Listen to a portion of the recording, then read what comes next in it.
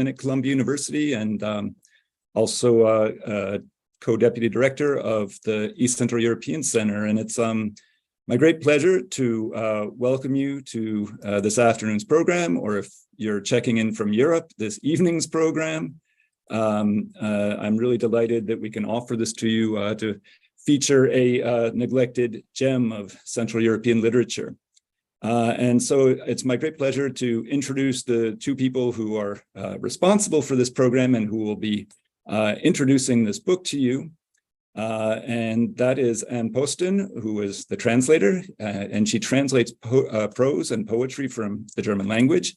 She's the recipient of a Fulbright Fellowship, and she has translated authors such as Peter Bichsel, Karl Selig, Tomasz Brasch, Tancred Dorst, Anna-Katharina Hahn, and Anja Kappmann. And her translations have been published with Catapult, New Directions, and Chicago University Press, among others, and have appeared in journals such as Music and Literature, N+1, and Vice.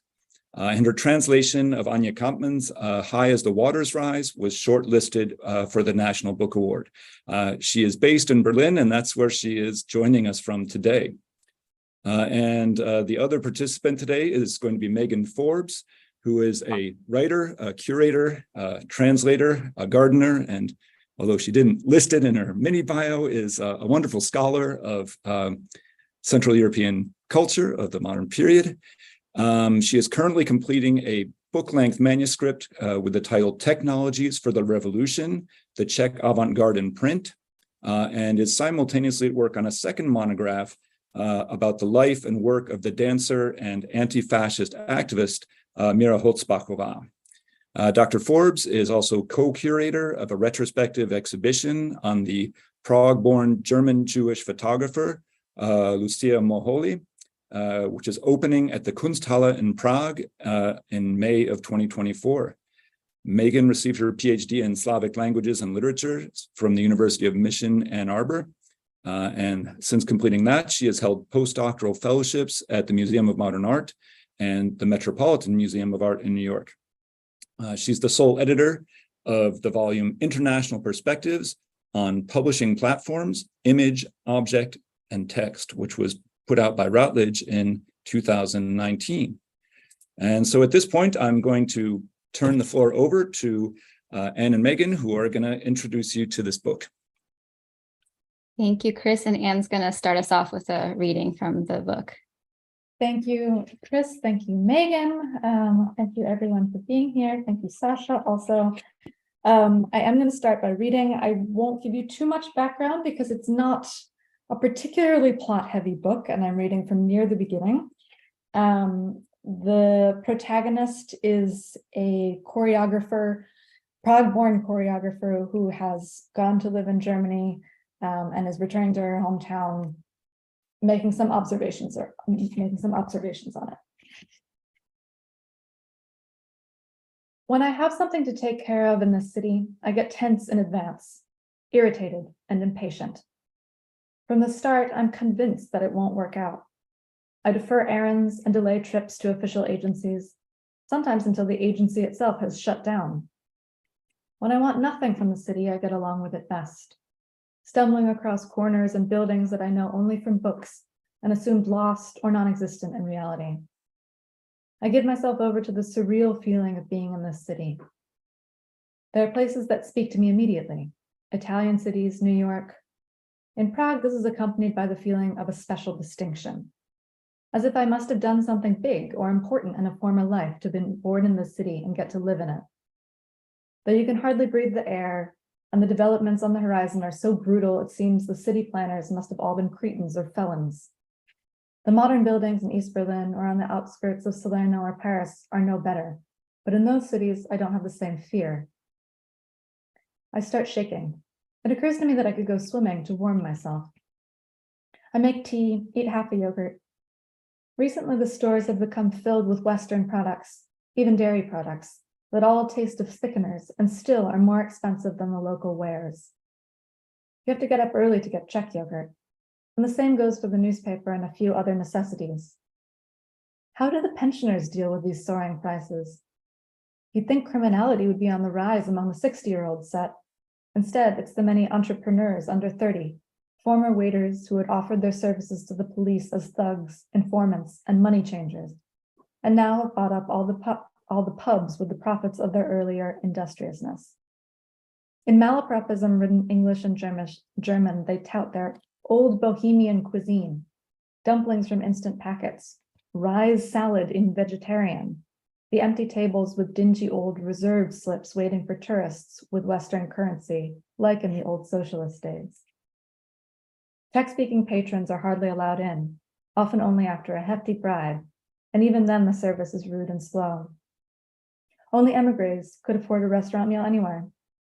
In the kosher restaurant in the old city, the new owner, a Slovak, though he could just as easily be a Czech, names the same prices to a former resistance fighter and an American tourist, saying that in America he couldn't get a place setting for under $20. A Klondike mentality proliferates. The arcades in the center, which once housed movie theaters, are now full of imported trash, mass-produced goods from Hong Kong and Taiwan, artificially ripped pants with patches, grommets, and holes, jackets and jerseys with flashy sayings, plus music cranked all the way up, a different tune coming from each stand. A flood of plastic. The Russian mafia have claimed the best location, where they sell their matryoshki, the pregnant dolls, who've lately begun to bear the faces of politicians, as well as heavy watches and military caps to Western tourists who don't have a clue and enjoy retrospectively creeping themselves out with the Red Scare. I gather my swimming stuff. I could walk via the castle district down to Klarov over the bridge and then take the 17 to the pool in Podolí. Since I want to inquire at the hotel first, I take the metro. The hotel is above the Nusla Bridge on the sea line. It has a good view of the city. They remember me at reception. They'd wanted to stick me in a back room because I spoke Czech. My ensuing tantrum had caused some confusion. I've come back after long years away and want to see the city, I'd said, not some dump behind the hotel with a view of developments that weren't there before and aren't part of the city for me. The unusual word Rumishtia must have made an impression on the porter. It means a kind of distinguished dump. They gave me the king suite. Maybe it had also been my facial expression. The king suite had 2 spacious rooms with 2 baths, but the view was the real prize. Because of the view, I'd invited all the acquaintances and former schoolmates who'd come to our performance. They'd wrinkled their noses. The hotel, a concrete block from the 70s, didn't interest the Praguers. I could only entice them with the promise of a vista, an invitation to view their own city. The next day, I looked out from the other side, from the windows of Prague Castle. The view from the hotel was nicer. You couldn't see the hotel, and above all, you couldn't see the television tower. We didn't turn on the lights. The glow from the castle district was bright enough, like a ship until midnight. Just women. The darker it grew, the cozier we became.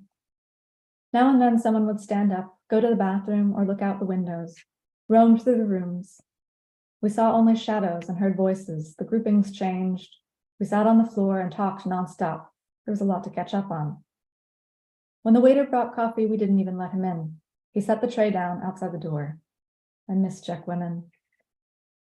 That's why I remember this hotel with gratitude. The breakfast, too. Roasted carp and butter, kept hot under lids and silver chafing dishes. Only one person from our dance company tried it, and the others considered the sweet dishes an affront anyway. They watched in astonishment as I transformed before their eyes. I tucked in greedily, as if I'd been hungry for years. My notes aren't there. They were found and given to someone else in the group, so now they're long since out of the country. The head receptionist is solicitous, expresses regret in 3 languages, including Czech. I see a telephone in the vestibule, make a quick call. The coin gets stuck and doesn't fall into the coin box. A machine that not only doesn't steal, but even gives the money back. I could still call someone, but at the moment I don't know who. I leave. There's a floral display in the middle of the big automatic revolving door. It didn't used to be there. The first thing I noticed in the West, the flower shops. The true Western advantages, flower shops and copy machines. Thanks, Anne. And even from this passage that she read, I think we can see there are just so many little details of daily life in this very slim volume. There's so much to talk about that I don't think in an hour we can manage it all, but we're really going to try to stick to an hour of conversation and then open it up to conversation, as I imagine many in the audience would also like to participate in the discussion about this book and the translation and the author Libuše Moníková. And to start, I just want to give a few biographical details about Moníková, who was born at the end of summer in 1945. And by 1971, she had immigrated to Germany, where she was teaching literature at German universities before turning full-time to writing novels in 1981, and chose the language of German to write her novels in. She then published Verklärte Nacht, or the Transfigured Night, the novel we're talking about today, in 1996. And it takes place at the end of 1992. So just after the fall of the Berlin Wall in 1989, and before the Velvet Revolution that officially marks the split of Czech and Slovakia in the beginning of 1993. And there is a Czech translation of this novel as well, which was published as Jasněná noc by Jana Zobkova in 2009. And in 2008, which was the decade after Moníková died in 1998 at an early age, there was an exhibition of her work in Prague at the Museum of Czech Literature, or the Památník národního písemnictví. So she sort of exists in this state between a figure of German literature and Czech literature, even though she wrote her novels in German. So I wanted to start on that note with our first question, which is addressing what is perhaps the elephant in the room. It already pops up in the title of this event, and that's the fact that this novel, which is actually the first in the modern Czech classic series to be authored by a woman, is also being translated not from Czech, but from German. And I wanted to ask you, Anne, what was your experience of translating this book as a translator of mostly contemporary German language fiction? And was the research process any different when working on this novel? Thank you for the question. It occurs to me that it's that as a person affiliated with Czech culture and as a Czech translator, the most obvious feeling of hearing that this first book in the modern Czech classics series by a woman is not, in fact, by a person speaking Czech, would immediately call to mind a lot of, here we go, hegemonic associations, Germany as the sort of oppressor nation and still getting more attention. It's a funny position for me because I almost feel the opposite. Moníková is a very surprising choice from my perspective as well as an author to be brought into English, partially because she's not that widely read in German today. She is such an outlier, I think, in both literatures. She's neither here nor there, or she's both here and there. And she's not unknown. I think her greatest champions are, she's a very writer's writer. Her greatest champions are German writers who were writing at the same time with her, people who were in the literary scene with her. For people who know German literature, F.C. Delius was a huge friend and champion of hers, Michael Kruger. She was well known at the time and then sort of faded into obscurity as I think probably partially because of her death, but partially because I think she's unfairly thought of a writer very much of her time, writing about contemporary issues. I think that I would say unfairly because I think it has a lot to say to us today, and we'll talk about that, of course. I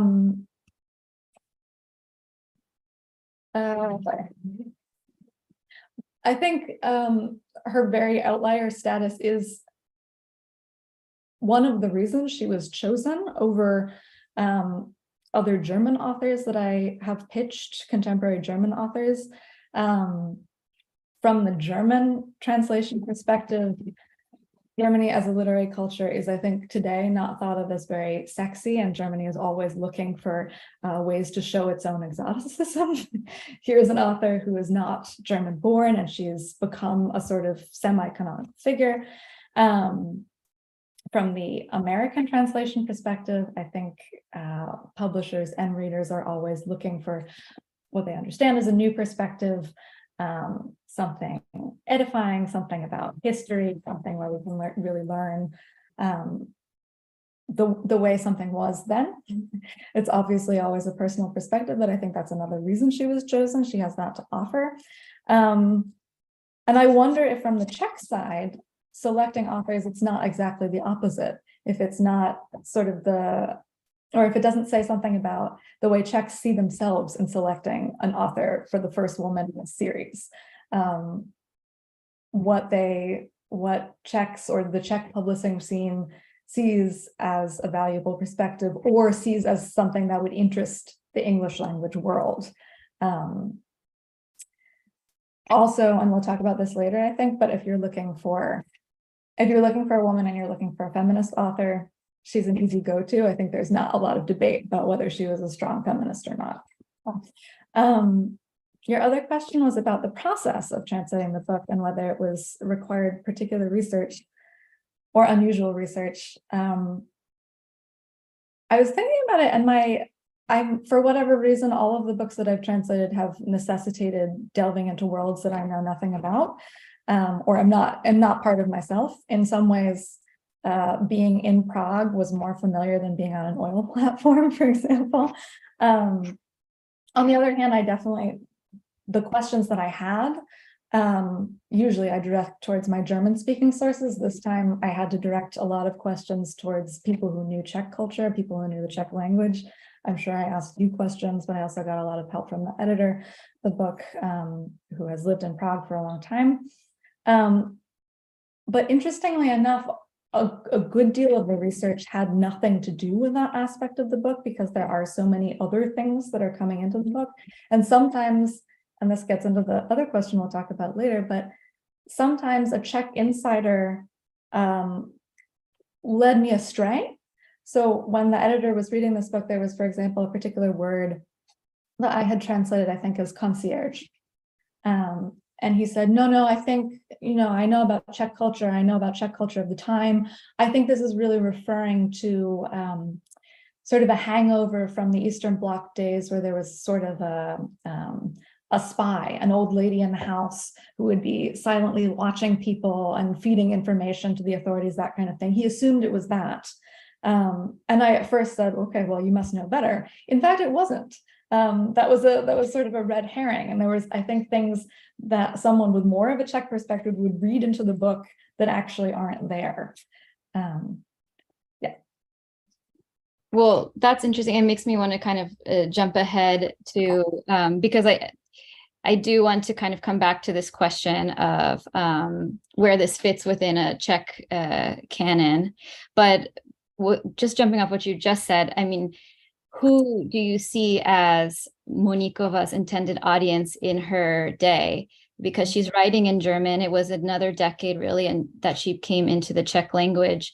And I think maybe this is, correct me if I'm wrong, if this is her second book published in English from German translation. But I'm wondering, because I've heard now in reviews and interviews in the Czech context, her being described as writing for a German public about a very specific Czech history, which I think is really interesting. And I wonder if that's how you saw it as well. Yeah, I think that's a good description. It's a bit simplistic, but I think it's a good description. One thing that I don't want to forget about is I think likely her choice to write in German was obviously audience comes into it, but I don't think that was her primary motivator in thinking about whether to write in Czech or German. Can you still hear me? I think you're frozen. Okay. I actually just learned that her first book, she actually began writing in Czech and changed her mind and switched to German. So I think there's a very heavily artistic reason why she's chosen not to write in her native language, which is not to say she's one of these authors who writes in a quote unquote foreign language and foreignizes it, wants to somehow insert her own language into it. It's not weird German. It's extremely excellent textbook German. She has a great facility with language. You would never ever guess it was written by someone whose mother tongue is not German. And that's the other thing. Moníková was, before she was an author, she was a Germanist and an Anglicist, but she's someone for whom culture is, obviously this book talks about how much she's influenced by Czech culture, but it's not just Czech culture that's speaking to her. She's extremely entrenched in German language literary models. And I think writing in German to some degree was a way for her to be the writer that she wanted to be, rather than a question of audience. On the other hand, obviously, you can probably say to what degree, what percentage of Czechs at the time would have a familiarity with German, but it certainly didn't go the other way, right? It's never gone the other way. Germans don't know Czech. So you're reaching a wider audience by default, writing in German. She had, in a certain sense, great success in Germany. She's published by Hansa, which is one of the most canonical presses, one of the greatest gatekeepers. The stamp of approval is you are a German author now, you write for Hansa. At the same time, I don't think it's not for Czechs. I think there's a really interesting, the way I read it, I'm not a Czech person, so I can't speak to the effect of reading it as someone who is familiar with Prague and with the time and with the culture. But it doesn't strike me as, when she's talking about Prague, it doesn't strike me as didactic or condescending. It doesn't seem like a travel guide for outsiders solely. It seems that there are a lot of hints and things that she's winking at people who know, which is nice. I think she's writing in a way for anyone and everyone. I think it can be appreciated very much by her German audience, by her now English-speaking audience. But I don't think it's excluding Czechs in any way. Yeah, I would say that there are so many details in this book that resonated so much for me. And my first time in Prague living there was 2005, but there are so many just like visceral details of the city. And I really hope in the discussion we can open it up and hear, from people who might have some personal resonances with this book. And I do think bringing in a figure like Moníková into a series like the Modern Czech Classics series tends to be sort of like a kind of canonizing a Czech literature. It's an opportunity to sort of expand the notion of what it means to be a Czech author and, kind of move it away, maybe the sort of reified, like sort of canon that it's been so far, this white male canon that if we look at what's been sort of translated and taught because of what's been translated in the past, that's what we have. So I hope that this is an exciting opportunity to really kind of open up the way we think about what constitutes Czech literature. And then one thing I think that's really interesting about the fact that this book is translated from a language that isn't Czech is that we actually get to see Czech words on the page, because in the original, she leaves certain words, as I understand it. That's my question for you. I understand that in the German, there were these Czech words. We got one or two from you in your reading already, and that you chose to leave these in the original in your translation, which I thought was great. And I really liked that kind of potential moment of estrangement for the reader. And I wanted you to talk a little bit about your choice to preserve that. Yeah, it was a pretty easy choice for me, and then I always tend towards that. To leaving things in the original, to reminding the reader that the book was not written in the language that they're reading it in. I think that's really an important task of translation, is to remind the reader, is to not make the reader feel like they're reading something weird or alienating, but also remember that it has a history other than the history that a book written in their native in English does. And there was, in fact, some discussion about even leaving the title in German. because it's the title of a piece of music. So there was even thought about going that far, about having an English language book titled in German. We decided not to. I think that was the right choice. That is a hard pill to swallow, I think, if you're in a bookstore and not knowing what the language of the book is going to be in. But the words that were left in Czech were pretty obvious choices, because there is already a lot that's not in Czech, where she could have put things in Czech and didn't. And that has to do with the fact that she's writing in German, and German has such a long history of having its own names for Czech things, Czech places especially. She could have called it the Vltava, and she doesn't. She calls it the Moldau. I also could have called it the Moldau. People would know what I meant, but English is a bit detached and already doesn't have this tradition, and therefore is more used to just having exotic sounding Czech words. And I thought in that way it would really do a disservice to her to change those things. There are also a lot of other snippets of other languages in the book, a bit of Russian, a bit of Greek, a bit of Latin, which also just, I think, fits in with the book in its very compendious, collage-like, elusive quality. So I think it made sense to keep the language that way as well. Well, that's really fascinating to learn that she called the Vltava the Moldau, and definitely a provocative choice on her end. So thank you for sharing that with us who didn't receive it in the from the German. And I just wanted to talk a little bit more of this kind of situating Moníková before we move to some of the more like cultural references in the book itself. And in your translator's note, you mentioned, and I hope I don't get emotional, but in your translator's note, you mentioned Dubravka Ugrešić, who we lost in the spring of this year, but we haven't lost, her words and her books. And it was really, it made me really happy to see her name there alongside Olga Tokarczuk and Renata Adler as people with whom you were sort of associating Moníková's narrative style. And I had the honor when Ugrešić was at Columbia in 2016 to interview her, and I just wanted to quote briefly from something she said in that interview, because I thought it resonates with what we've been talking about already, and what I hope we can talk about a bit more. And so these are the words of Dubravka Ugrešić. She writes, If you do not belong to a national canon, and women rarely do, then your natural space is a cultural semi-underground. What does that mean? It means a refugee space, a shelter. It could also mean a space outside the canon, in exile, in another language, in other geographies, etc.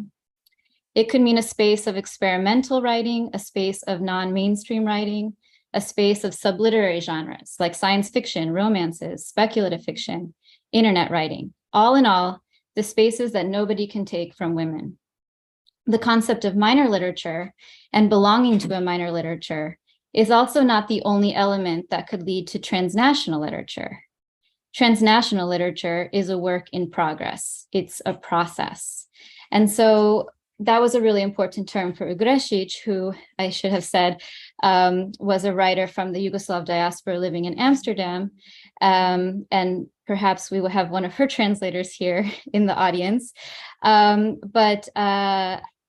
So that was a phrase, transnational, that she identified with. And I wondered, do you think we can call Moníková a transnational author? And also, since here too, Ugrešić is placing these things side by side, where do you see her feminism coming into this?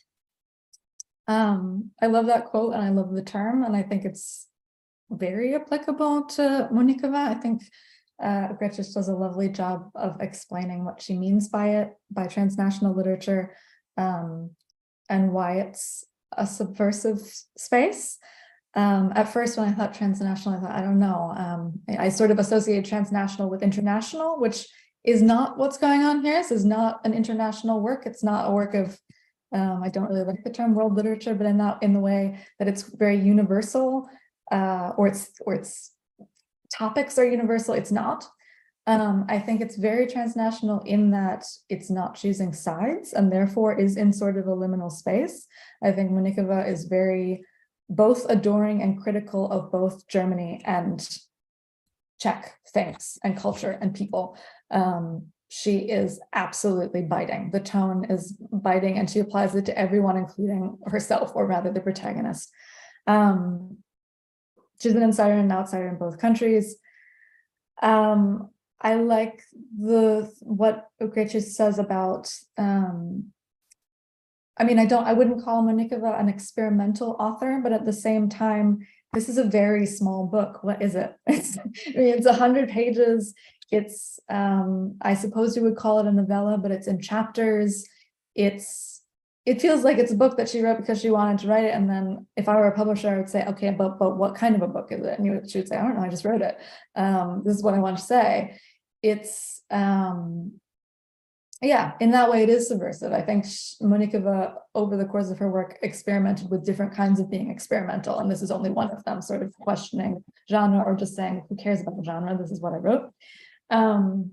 I think the question of feminism is really interesting in that in this book, I think Moníková also has books, Eine Schädigung is her first book, that is extremely overtly political and overtly feminist. It deals with rape, it deals with police culture. This is not like that. I think instead a different question is being raised about feminism, or a different aspect of feminism is being talked about. And I think, and this isn't even something that I thought about while translating the book and only sort of realized later, which is to say it's not heavy-handed, the parallel that she's drawing. But I think she is drawing a parallel between feminism and the power dynamics in male-female relationships, and the power dynamics in national relationships, and not coming to a very clear conclusion. So without giving too much away, and you know this, but I'm speaking to the rest of the audience, there are two male-female relationships that are described in this book. The first one is very early on, and it's very uncomfortable. She's visiting an old classmate of hers who is disabled in some way. She describes him as physically repulsive. Her main aim in being there is to hold power over him, is to show off her vitality and her success as a dancer, even though in fact she really is interested in this person, respects his mind. And she feels justified in doing this because their relationship is also based on a weird power dynamic on his part. He has fantasized about her being in a wheelchair and him having complete control over her. And so the protagonist's answer to a problematic male-female dynamic is not really very flattering or progressive. It's not sort of a, it's not egalitarian. She fights back in a very unflattering way. And then the second relationship is explicitly between her and this German man. And the German man comes off, I think you read him as darker than I did, but he does come off as this typical, arrogant, thinks he's charming, maybe is charming, brash German guy who semi-stalks her. But then she also, and I think she would describe, I'm sorry that I'm conflating Moníková and the protagonist so much, but I think in personalities, there's a very fine line between them. She puts herself in a passive position. She lets him take her around, get her drunk. She gets sick as a result. She keeps trying to get him away. She's really mean to him. And then at the end, they get together. She sort of is charmed. I would say he turns out to have been really interested in her as a person and in her art rather than in her nationality, which is the way she sees him. She's constantly pegging him as a German rather than who he is. And that seems, and I think it's a happy ending, at least meant to be a happy ending, that they get together. I see that as Oh my God, Anne, that was such a spoiler alert. This is not a majorly plot-driven book. I don't think there's too much to spoil, but I think that is a criticism in a way, not of feminism, but of the kind of relationship portrayed in the first part of the book. This kind of knee-jerk stereotyping, like there is this power dynamic between Germans and Czechs, and one is right and one is wrong, and Germans are this way and Czechs are the other way. In the end, she comes to like this person and appreciate his kindness, is my reading. Yeah, I think that both the character, the protagonist, and this like love interest at the end of the novel, they stand in for so many things, the two of them, and even their conversations. You see these sort of complex power dynamics playing out in real time that have to do with gender, nation, and other things as well.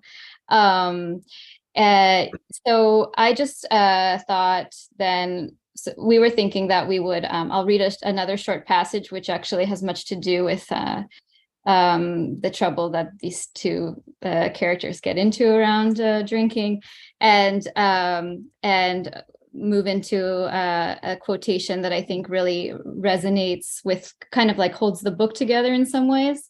And then we're going to jump into another reading from Anne before I ask my question about this. So this is just a short passage that has to do, again, with these details of daily life, these very specific things that really resonated with me as someone who spent a lot of time living in Prague.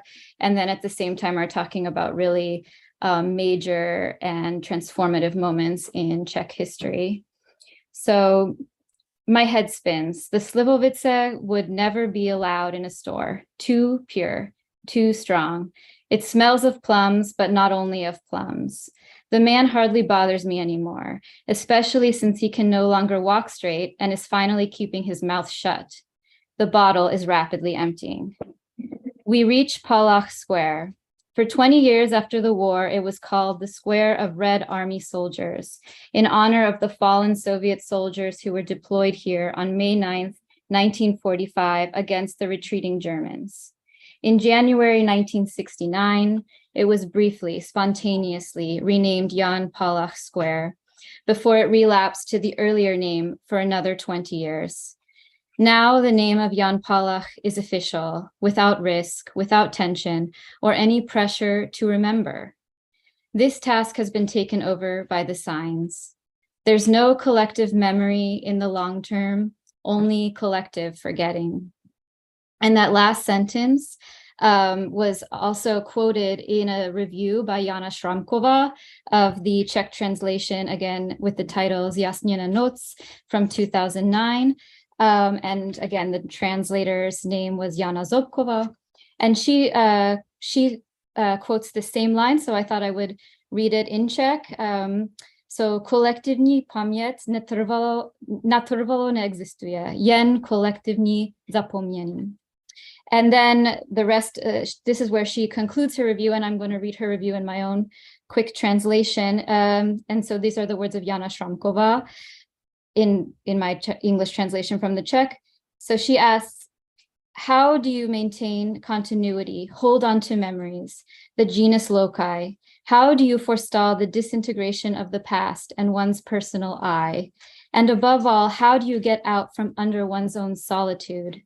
If we are nothing more than a collection of stories, then only one possibility remains. Tell them.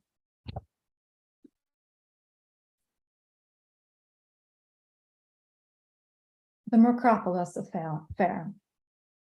After a lifetime away, the 300-year-old singer returns to Prague to find the recipe for the elixir of life, which her father had prepared for Rudolf II and tested on his daughter at the emperor's behest. She senses that she has begun to age. She captivates everyone, but remains indifferent. One man even kills himself for the love of her. When Gregor, her great-grandson, threatens to kill her if she won't love him, she shows him a scar on her neck. Another said he'd kill me, and if I stripped myself naked in front of you, then you could see all my other souvenirs. Why is it men feel they must kill me? She falls asleep and snores while he declares his love. She drinks and curses the chambermaid for pulling her hair when she receives the news that young Yannick has killed himself for her, makes nasty jokes. For a long time past now, I've not been a lady. Who knows how many bastards I've got roaming around the world. Čapek had written a comedy. From the same material, Janacek created one of the great tragic female figures. Her closing aria is reminiscent of Isolde. Both fulfill their fate. Both drank something that changed their lives. Isolde had wanted to die. Alina Macropolis was just an obedient daughter. After a week of unconsciousness and convulsions, she awoke from her father's experiment and was immortal. Try it out on your daughter, the emperor had ordered. She was 16. For 300 years, she's roamed the world, the daughter of the physician Hieronymus Macropolos, Iatros Kaiseros Rodolfou, as Elian McGregor, Elsa Miller, Ekaterina Mishkina, Eugenia Montez, Amelia Marty. She switches countries, languages, and names, always keeping her initials, EM, and her profession, singer. By the end, as Amelia Marty, she's 337 years old. There are several reasons I feel close to her. Alive for 300 years, exhausted. For the man, a night with her is full of horror and dismay. Cold as a corpse, he says. She finds the recipe but doesn't take another dose of the elixir that runs through her veins. She's had enough. The music sounds as if the drama was made for the opera, though the backdrops are extremely undramatic. File folders, stage door, a hotel room. Trial records are pored over, inheritance laws explained. Information is exchanged by telephone. The cast of characters includes a clerk, a lawyer, a cleaning lady, a technician. Sprechgesang, parlando, recitative. And in the middle of it all, the strain on Marty from her secret, her impatience. Her presence irritates. She draws the energy of those around her and incites crimes without even noticing. Janacek's second to last opera, the only one to dispense with folklore, relinquishing his infatuation with Moravia. Rough, non cantabile. The heavy, raging prelude, the staccato of the basses punctuated by breathless, shrill whistles, Rudolphinian fanfares, then a landscape motif, so sweet and warm it makes your heart ache. Macropolis was Greek, the sounds are Moravian. Memories of a happy childhood, with her dreams, trustfulness, curiosity towards life. The finale, farewell, acceptance of human destiny, of death. No more rushing. No aria, no duet. My characters too are alone, they dance for themselves. I leave in a daze, perhaps the only one in the audience who knows the opera so well that it upsets me. The story of a 300-year-old woman who can't die, just slowly ages like the Cumaean Sibyl. And when the boys asked her, "Sibyl, what do you want?" she answered, "I want to die." There's no other composer who can bring together dissonance at the margins of tonality with this kind of melody, this passion. At the Vienna Volksoper, the conductor explained the development in the foyer before the performance. 70 years after its debut, it was still too difficult. Janacek himself was over 70 when he finished the Macropolis affair. His immortality was already assured. I'll end there.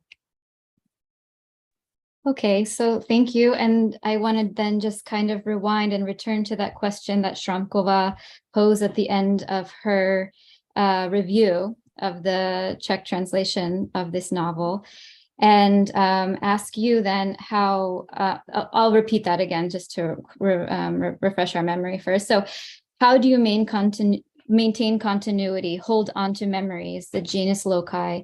How do you forestall the disintegration of the past and one's personal I? And so the narrator, Leonora Marti, of the novel Transfigured Night, is drawing her name from this Viets Macropolis or Macropolis affair by Janacek, and simultaneously telling her own story, which has many parallels, as you've pointed out, to Libuše Moníkova's own history. And it also weaves in many cultural references from music, from literature, from sport, and so on. So then following on Shramkova's question, can you talk a little bit about the experience of re-narrating all of these references through your translation? And how do you see this notion where we started from of collective forgetting playing out in this novel structure? Or do you see that happening at all in the will of the protagonist to sort of reinscribe certain histories? I find the quote from the Moníková quote, not the quote from the review, really striking. I'm glad you pointed it out, and also a bit perplexing. I had to think a bit about it and what she means, what I think she means, it's certainly meant as a criticism, and what her reaction then to that criticism is. And I think the collective is the real key to that.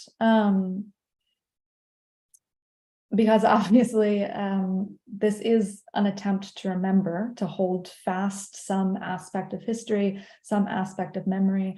But I think Moníkova's choice is to eschew with the collective and make it a very indeed personal narrative, for lack of a better option, perhaps. I think this collective forgetting is certainly a criticism of the way collectively Czech culture or world culture has dealt with events of the past.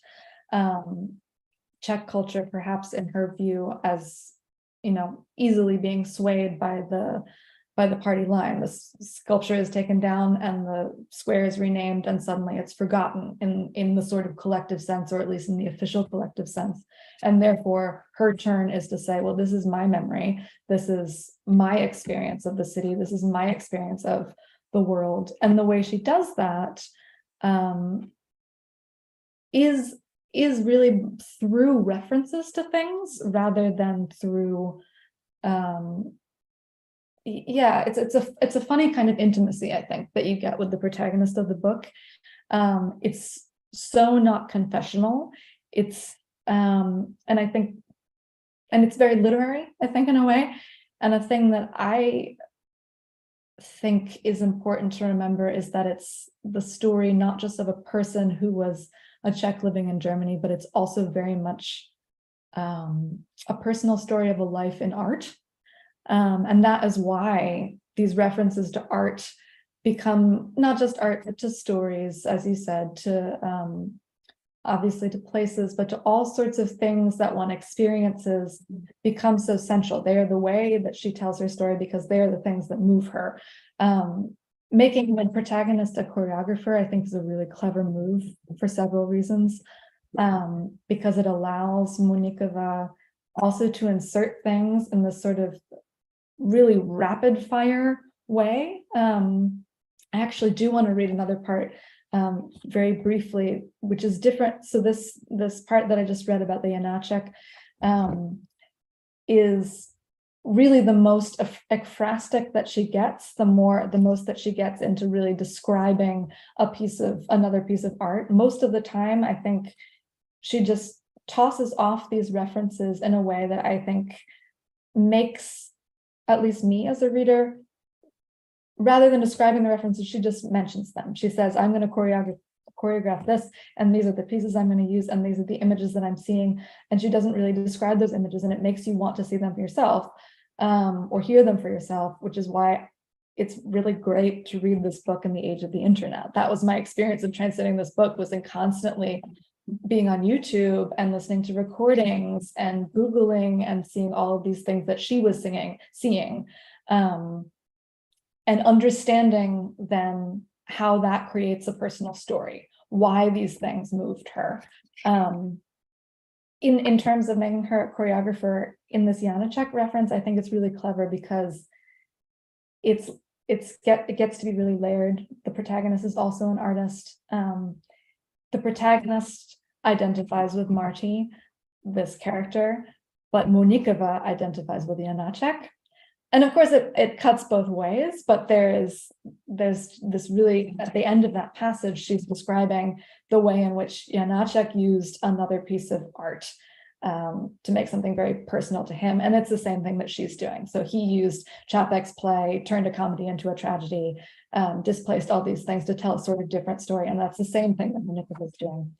But as I said, I just want to read this one really short passage just to illustrate how she describes choreographing things, and how rich it is in reference. If I can find the page.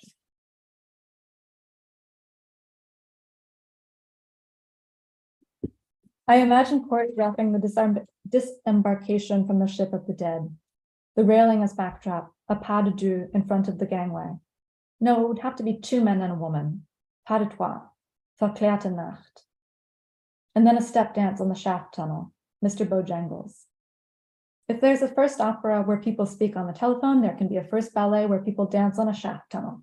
An ocean liner, women in airy white suits playing shuffleboard like Greta Garbo. Bathers around the swimming pool promenading on deck. And suddenly all the deck chairs are tilted, the wine glasses slide off the tables. Water squeezes through the portholes, a dance on an inclined plane. And then the rescue at the quay of the Vltava. The icy cobblestones in front of the landing stage, the lamps from the street, gulls on wires above the dancers, the carriages from Old Town Square with the tipsy drivers in their greasy bowlers, the gypsy band come to greet the survivors, the taxis rushing by without stopping, full of happy Americans who don't shrink from waving their flag here, in my Prague. Is it even my Prague still? It lacks a fountain, bubbling, even in the summer. It's missing from the square. I need cataclysms for my finale, and a saxophone like in Ravel. Trumpets, Janacek's trumpets, and kettle drums, as if my stories didn't have happy endings. So that was just one paragraph, and she mentioned about 5 pieces of music or composers, as well as all the things that she's just seen in the city that day. Yeah, and thank you. I think that was a really nice passage to actually sort of sum up and open it up for a conversation, because this notion of my Prague that occurs over and over again through the novel is really striking. And also it is sort of this lost Prague in the way that she references it. It's like a nostalgia that it's sometimes, in my reading, kind of veered on the sort of conservative side. And then she's constantly being berated by this German interlocutor for being conservative or in her views. So yeah, it's just a very like a sort of resonant thing, and made me kind of think back also on all the different Pragues that I've known. Just going back and every year, these changes that she's capturing in such an incredibly important moment in the early 1990s, in this moment of real transition, as I started out by saying, between 1989 and 1993. So yeah, I think if that sounds good to you, Anne, I think that's where we could open it up and hand it back to Chris. And just thank you so much for sharing all your processes of the translation and, you know, your close readings of the novel through that process. Thank you for your inspiring questions. Well, and thank you both for putting this program together for us and sharing, you know, spreading the word about this really fascinating book, which I'm delighted that we now have access to as readers of English. It's interesting. It reminds one of a lot of things, and perhaps as strongly as anything, it reminded me of a lot of texts that I'll be teaching again for the first time in a few years in the spring semester in a course called The Writers of Prague, which looks at works about Prague and written by people who were living in Prague from about 1890s to 1930s. And so it's roughly half German language authors and roughly half Czech language authors, but with one French author, one French language author, and one Russian language author tossed in. And it reminded me a lot of this, what I almost think of as like kind of a subgenre of these works, that a lot of which were produced in the beginning of the 20th century, and mostly, but not only, by non-Czech people about Prague, and that I actually do think have kind of the quality of being a literary Baedeker, right? There are an awful lot of place names that are dropped here, and Moníková, as she's going by them, she is kind of educating her reader, right? And that makes me think a lot about who the audience is, probably primarily the German one. You know, I think she is engaging a potential Czech audience to making them re-examine what they think about these kind of iconic places in Prague. And of course, she's also making people think about iconic places in history and in cultural history as well. But that kind of and she's also doing it, precisely. One of the things that, in addition to sort of, kind of giving you these vignettes of these sites around Prague and giving like the kind of shorthand version of their history and why they mean what they do mean to the locals. She's also doing with so many of these cultural works, and obviously the ones you referenced, the Macropolis Affair in both its dramatic and operatic version. But she references a bunch of other texts. I was stunned by the kind of lengthy recapitulation of the Viktorka episode from Nemcova's Granny, and it just kind of stunned me that in this work she put that out there. I assume for her German language audience, like, you should read. I mean, basically challenging you. You should read Granny. It's like it's kind of amazing how it reaches out. I was wondering if that was something that had crossed your mind, and I'm thinking the works I'm thinking of are classic ones like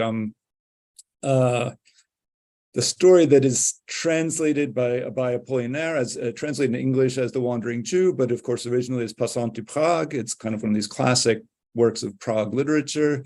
And then sort of decadent literature by both German authors like Paul Lepin, Lepin's Gang in die Finsternis. I think there's actually multiple parallels between this work and Severin. Rilke's early Prague stories, right, which are very much these literary Baedekers, and but also the Czech decadent Jiří Karásek, who in Gothic Soul is doing a lot of decadent things that are neither here nor there, but he's also doing some of this, Prague place glossing and history glossing along the way. I was just wondering if you thought that, as a Germanist, if that was probably a tradition that Monica would have been thinking about. Those particular works are not, that's not a sort of field that I'm very well versed in, but yes, absolutely thinking about the very long tradition of German language Czech literature, obviously Kafka, but yes, absolutely, that's on her mind. Also, I think, it's interesting that you mentioned this, that it is by outsiders, that it is decadent. I can obviously imagine how this would be read by a Czech audience, as a bit annoying, as a bit sort of, she's unabashedly critical of many things, but she's also unabashedly in love with Prague, and she knows it's sort of indefensible. But that passage that I read at the beginning, where she says, I feel sort of like I must have done something great in a past life to come from Prague, the greatest city on earth, and that she's at the same time critical. I can imagine that people who spent their entire lives in Prague would think, what right do you have to come and adore our city you left, right? And that's questionable. Does she have a right? Of course she has a right. She's also from there. Everyone has a right. But I can see how that would be grating to some people, or would be seen as sort of a bit, I don't know what the word is. Decadent was a nice word. Also, just if I can add in on the babička or the granny, I'm glad that you raised that, Chris, because I really appreciated how much space Nemcova got in this very short novel.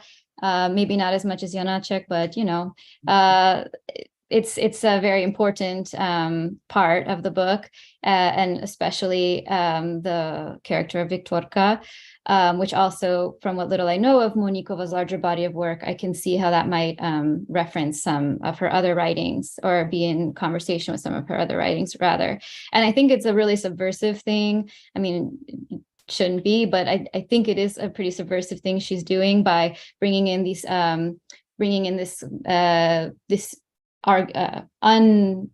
undebatedly canonical figure of Czech literature, who's probably the only woman you will see, Božena Němcová, on a syllabus of Czech literature for a long time, and making sure that she gets some real estate in this book. And also, for example, when we read about the Macropolis Affair on these pages, it's really we're talking about the protagonist, who's this woman who doesn't die, who's 337 years old. And that's really like the point of fascination for her. I really liked your reading, Anne, of who's who in that kind of lineup. And then there's Sharka, this mythological character, Sharka, and other women besides Sybil that come into the novel. So yeah, but Babichka is like it's really nice that it has this place here, and I could see them, these two books also in a kind of going in a different direction from what you're saying, Chris. But these two novels, it would be interesting to read them side by side. Another, besides the Prague literature quality, the other thing that I was, of course, struck by, and it's been alluded to, is the particular kind of feminist lens that we're getting here, and that was alluded to especially in the relationships. And I was wondering if someone who's not male could comment a little on how you see this working, where it's striking that the protagonist, who is in many ways autobiographical, is clearly, presented as a strong person, right? And in both of the relationships, the sexual relationships, the erotic relationships, she is clearly the stronger figure, right? She is in the position of greater power than both of her lovers, the others there, and I think that's part of the message. That's, it's meant to model that as a possibility. And I was wondering that if you did the thought experiment along the way, what if this character were male? And if this character, as a male character, behaved in the same way, would we read it the same way? I mean, she's really off-putting at first. That was one of the things that attracted me to this book. That second, I don't know if it's the first or the second chapter, but with the relationship with the schoolmate that she goes back to visit, I couldn't stop reading because I thought, this is so disgusting. This is a horrible person. I don't like reading about this kind of thing. I don't think she is a horrible person. But she's mean. She's really mean.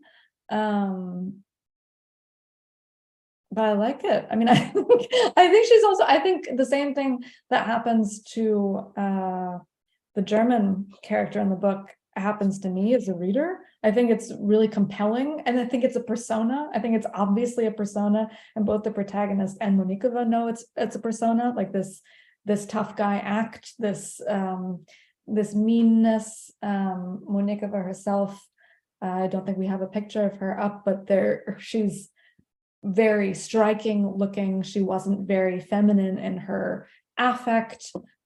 She had two husbands. I mean, she was not a man hater in any way, but this sort of like tough, which also plays into, I think, the way she was received in Germany, as an unreformed Czech person, not a polite German, but a person who would come in and say sort of provocative, I don't know what word I need to use, but yeah, Czech. She was Czech. She was not German. That's the way she presented herself. At the same time, I think, I think it's not a program that she stands behind 100%, if you know what I mean. I think that's what I was referring to with the sort of change and dynamics of the relationship. I think ultimately she's very self-critical. No one would ever write that chapter and think that she's a hero. She was not trying to portray herself as a hero. I think she was trying to portray, to call those skepticisms or her maybe knee-jerk reactions to male hegemony, to nationalistic hegemony, her ways of fighting back into question as perhaps not that productive. I don't know, maybe what do you have to say about it? Okay, if I could just say, because you already made a big spoiler.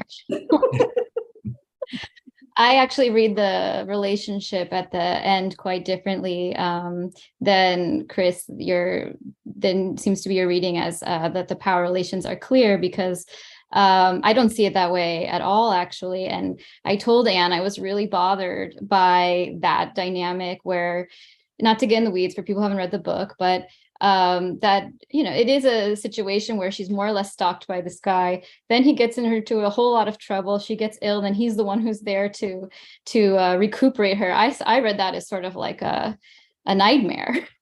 So I definitely, I saw a lot more complexity in the way that she was asking these questions of who's in control and who's how are power dynamics playing out. Again, like I said earlier, across nation, but also between these two individuals in the story. And the ending wasn't happy for me, just to say. And I agree with you. I think the power dynamics aren't clear in neither of the two relationships in the book. Do I think it's actually clear who has more power? Yeah. But how do you, don't you read the ending as supposed to be happy? Like the tone of the ending is, I would say, jubilant. Like, how do you understand that? Let's it's a cop out. Leave it to the readers to decide. Okay. I don't know, it's hard to think, or it's hard for me and maybe for some other people in our audience to think about Prague literature and complicated sexual relationships without thinking of Milan Kundera, who, of course, in his fiction has asserted that essentially that sexual arousal without violence is impossible, which I think is kind of a very disturbing assertion, and he tries to show it. It seems to fit in this text to a considerable extent. It seems, certainly in the relationship with the high school classmate, it's hard to imagine the frisson without the sadomasochistic elements of humiliation and disgust, right? And that's something that Kundera has dealt with since, Laughable Loves, that these, where arousal comes out paradoxically out of revulsion. And it seems to me that it's, a major part of the game of seduction and arousal in both of the relationships has a lot to do with power and the exertion of power, which is violence, right? On some level. It's not physical violence, but it is a kind of psychological violence, I think. Yeah. But yeah, and again, I find it interesting. And by the way, the passage you read to us twice, or the passage you read part of anyway twice, ends with this comment about universal forgetting, right? Which I also am wondering, is that a deliberate reference to Kundera's discourse of forgetting that he begins in the joke, where he says that, nothing will be redeemed, everything will be forgotten, right? And then he comes back to with a lot of iterations in Book of Laughter and Forgetting, and a little bit in Unbearable Vagueness of Being. Just wondering, how deliberate, she might have been engaging with either of those discourses of Kundera's, either about sexuality and arousal and violence on the one hand, or about memory and forgetting on the other. I don't think I can speak to that. I can just say again, I think she has strikingly little touch with or interest in contemporary Czech literature. Though there's a lot of folklore going on, her literary scene is very much German. And it went both ways. Czechs were not interested in her at the time either. There's, as far as I know, only this one book in Czech's translation and translated in 2009. Will soon be, I hope, as well or better known in English than she was in her native land. So her interest in Kundera, or what she's thinking about in terms of Kundera, I have no idea. Well, I certainly want to encourage our audience to send us your questions. If you're joining us on Zoom, you can put it in the Q&A function. If you are following us on YouTube, you can, I forget what the function is there, but if you put in a question there, I will get it through my chat feed here. We'd love to have your responses, comments, or questions on this presentation. another aspect of the power, I wonder if you could comment, either of you, your interpretations. Part of the power game that the narrator protagonist is playing is equating herself with the protagonist in the Macropolis affair, right? Mm-hmm. Essentially, she's playing this game, suggesting, well, maybe I actually am Marti, maybe I actually am this immortal woman, and I'm basically a goddess, right? That's kind of dangled there as a possible interpretation of this character. I don't know, reading, in your reading, how sort of preternaturally strong a character did she strike you as? I can say something, but Meghan, do you want to say anything? No. I don't find it preternaturally strong, especially because there are, it's not just, that's not the only figure that she identifies with. She identifies with a lot of figures, all of whom are absolutely heroic. I mean, she's identifying, well, I shouldn't have said that, absolutely strong, absolutely. But she's identifying herself with Queen Hatshepsut, with, well, I don't know how much she's identifying herself with Sharko and all these other folkloristic things that I know less about, but she's certainly mentioning and bringing in tons of strong women, with whom she's identifying, and I don't find that a very odd move. I mean, I think that's sort of a typical rewriting of or reinscribing of history, as Meghan said, and also I mean, she's identifying with these people too, I think, in a not just claiming their power sort of way, but saying, I have also had these struggles, this is how I have come to the place that I am.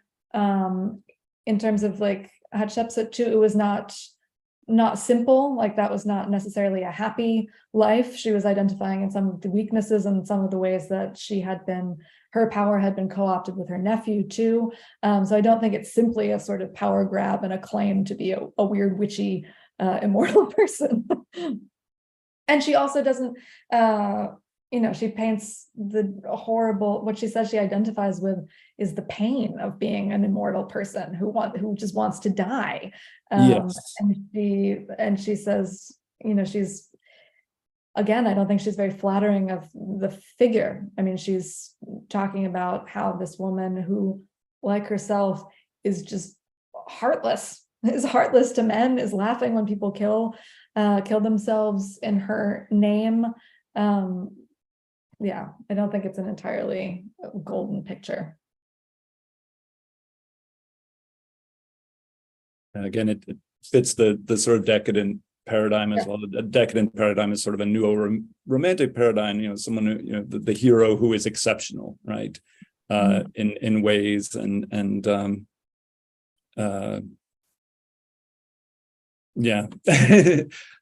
I noticed we have a question in from Veronika Takarova. I don't know if you want to read that, Chris? Yeah, I'd be happy to. So Veronika thanks us for the reading and rich discussion. She loved the book when she read it in the summer in Prague, the right place to read it, no doubt. Her comment, more than the question, is, I would extend the genre of literary Baedekers mentioned as common in early part of the 20th century to the 1990s. Yeah, good point. Let's think of Hodrova's Guide to Prague from 1990. Prague, I See a City, typical for that moment of Prague that was opening to a wider world. Absolutely, Veronika, I completely agree. And I recently reread that as well. And I think, that it's, and Hodrova, of course, absolutely explicitly connects herself to that tradition, right? To the tradition of Meiring, right? And of the tradition of Prague as this kind of, what's the word? Kind of this esoteric city, this city of mysteries, this city that requires an initiation. Definitely, yeah. And I think, definitely Hodrova had a similar agenda, I think, to Moníková, is, realizing that Prague in the 1990s is this place which has opened up, right, to the West, where, suddenly tourists can wander in at will, and we're encouraged to. And so there was a legitimate need for new Baedekers, right? For new sources from people who really knew the town to explain it, and to highlight it and interpret it for this vast new audience. So yeah, absolutely. Thank you, Veronica, for that observation. I actually have something of a question for you two. Going on the same notion of this this Prague travel log sort of theme. Meghan, you were saying when reading this that it felt like an homage or capturing a Prague that is long gone.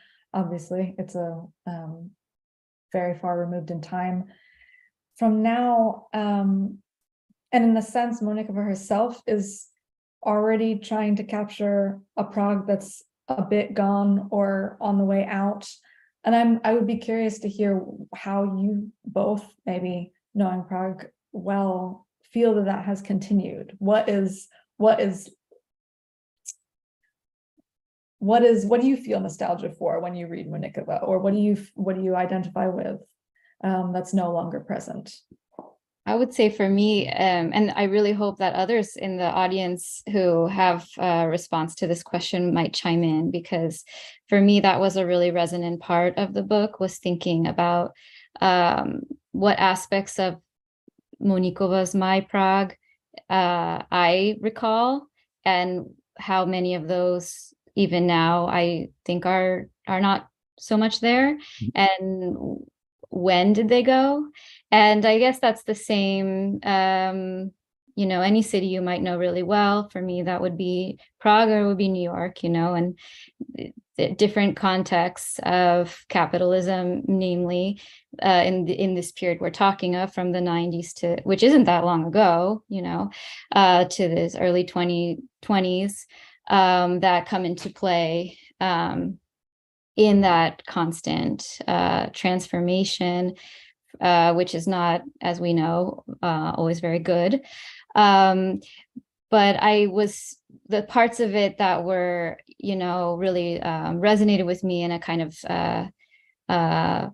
warm way was just these very tiny mentions that I didn't feel like were so much for the German writer, but just for herself, really, like you were saying, Anne, but that would resonate with a Czech reader more likely.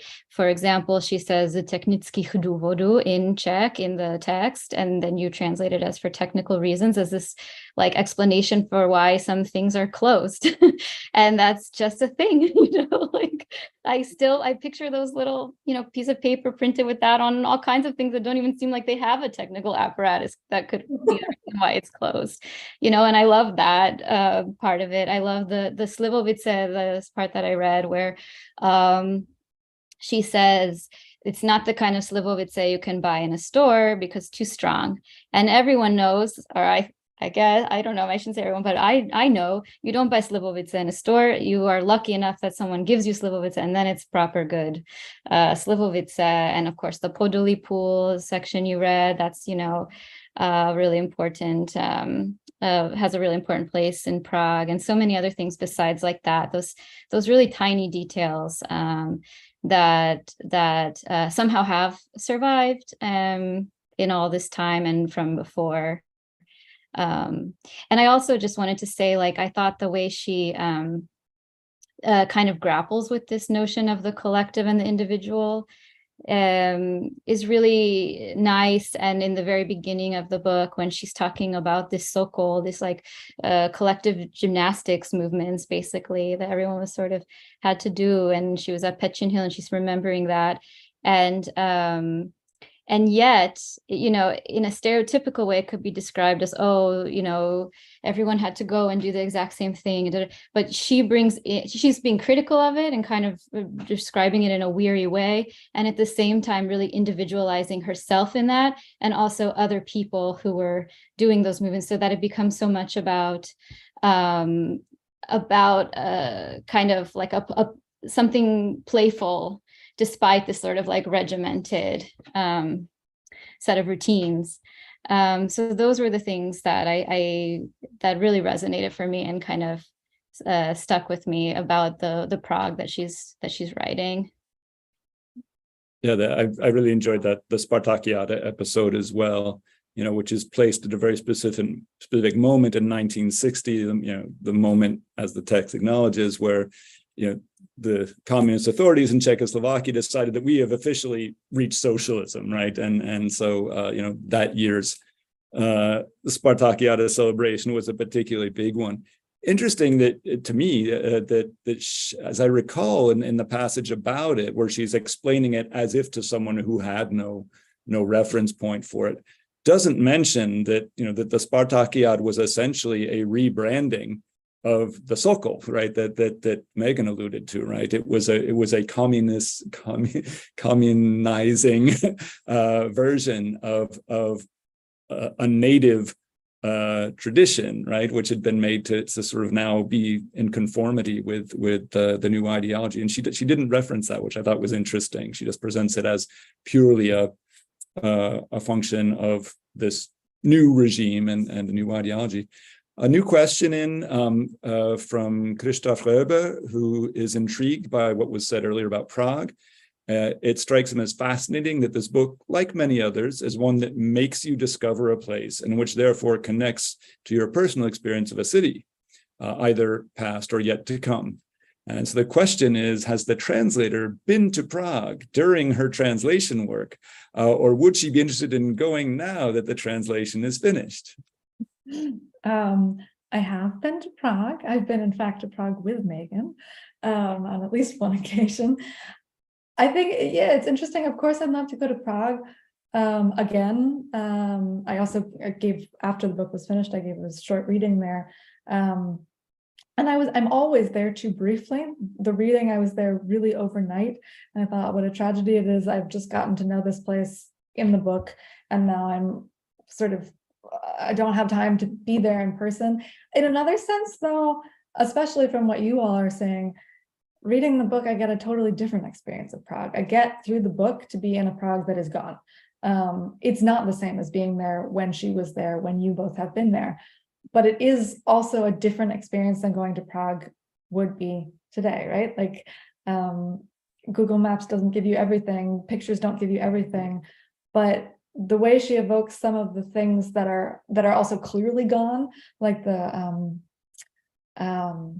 telephone booths that she's talking about at the beginning, the telephone booths always not working, they're gone here as well, but I get to understand what that meant there and see that there in a way that I wouldn't get to today.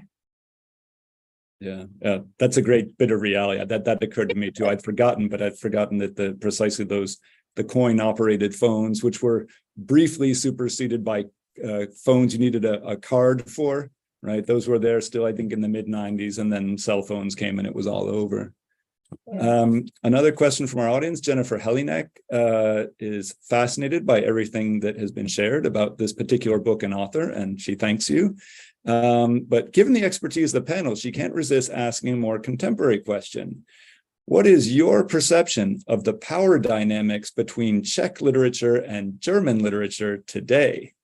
The language learning imbalance still exists in that it's mostly unidirectional, but I'm curious about the current dynamics when it comes to translation from Czech to German and vice versa, and when it comes to admittedly limiting national literary perceptions across this particular border. Great question. I wish I could give a better answer to it. Actually, I'm glad that I know that that's a question people have, because I've been thinking about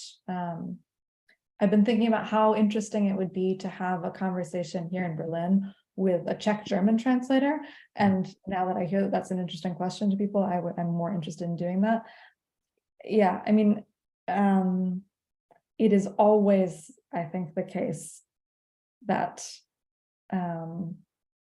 more German literature gets translated into Czech than the other way around. I think even the amount of German literature translated into Czech is probably a drop in the bucket compared to how much of any kind of international literature is translated into English. The minor language major language phenomenon is not moving anywhere very fast. Despite the fact that I think it is really interesting, as I said at the very beginning, that this book, from a person from a more minor language, though writing in German, was the book that got, of all the books that I have to suggest in the German language to get published, this is the one that a publisher wanted to publish, not one of the more traditional German books, not one of the more German books about Germany. I think that perhaps has something to say about the way the publishing industry is changing, but I don't know. I'd be interested to hear what Meghan, you or other people have to say about translating Czech literature, not just into German, but also into English, and what is welcomed or accepted, or how difficult it is to find an audience. I think that this is a really interesting question, and I don't also have an answer about this nature of the Czech literature being translated to German, and can't think of anyone off the top of my head whose work I can summon in that regard. But the thing that popped out for me with this question is just the fact, and this is kind of what you're alluding to too, Anne, is just there's so much more translation into English from German than from Czech into, so from German into English than from Czech into English. And what that also means is the space for like what we can teach. I mean, I don't teach right now, maybe never again, but what we as people who are interested in Czech literature might teach in a classroom is pretty limited based on the translations that are available. And Alex Zucker has done a really great job of tracking the new titles every year translated from Czech, and the gender parity or complete lack thereof, let's say, in those titles, whereas I imagine in German it's a bit better.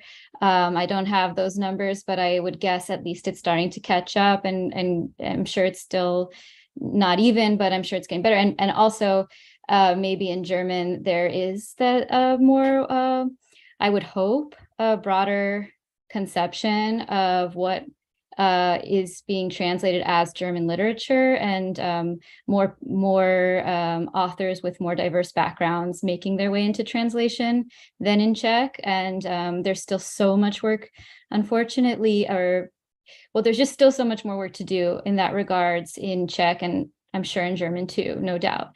But I imagine just from the sheer numbers of translations available from German to English compared to Czech to English, there's a real disparity there. The other direction I would comment on that I imagine, Anne, you're familiar with is that within continental Europe, there is just a much more robust market for translated literature. It's such a tiny fraction of the Anglophone market, right? Whereas people, in France and Germany and Holland and, Spain and Italy are used to reading a lot of translated books, right? And so I know that a lot more Czech books have been translated into German than have been translated into English, right? Simply, there's a greater market for it. And I think it's both, it's both actual supply and demand, and also cultural policy, simply that there are more institutions that support the translation of literature. Yeah. And we have the numbers here. Thank you, Alex Zucker, in the audience, because he's given us those numbers that I was referencing. And he writes 80% men, 20% women in translations of Czech literature to English from 1987 to the present. I don't have the data on the publication in Czech itself. So there you go. I was just going to say that I think you're right, Chris. It's really true. There is a much greater opportunity in Europe, or I think in Europe, I know in Germany, for translated authors, not only to get published in translation, but to really reach a wide audience. I can completely imagine that had Moníková written this book in Czech and it got translated at the time, a writer of this caliber and of this interest could occupy the same place in German letters as she does, or in the German reading public as she does, having written originally in German. Like, I think once things get translated into German, if they're found to be interesting and relevant, they stay, they get read.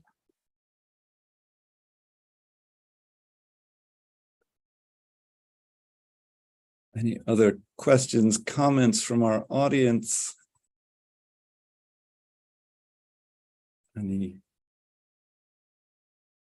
other thoughts from our participants here? Anything you'd like to leave our audience with before we go? Well, I'll take my prerogative as host and just make a pitch for one event coming up on Monday, since Tokarczuk was mentioned and the idea of, maybe a Central European literature was mentioned. We will be hosting at Harriman on Monday at noon, our lunchtime lecture by our visiting professor of Central European Studies, Daniel Pratt, who is ordinarily at McGill University, is going to be talking about Olga Tokarczuk and the anti-narrative tradition of Central Europe. And I think Tokarczuk is going to be featured, but he does allude here to other authors from our region, including Hrabal. So I think it's going to be an interesting talk, and I encourage you to join it in person if you can, or on Zoom otherwise. And so thank you again to the audience for joining us on this sunny afternoon in New York. And thank you so much, Anne and Meghan, for bringing this book to our attention and for giving us this wonderful view inside it and how the translation came to be. Thank you. Thank you. Bye.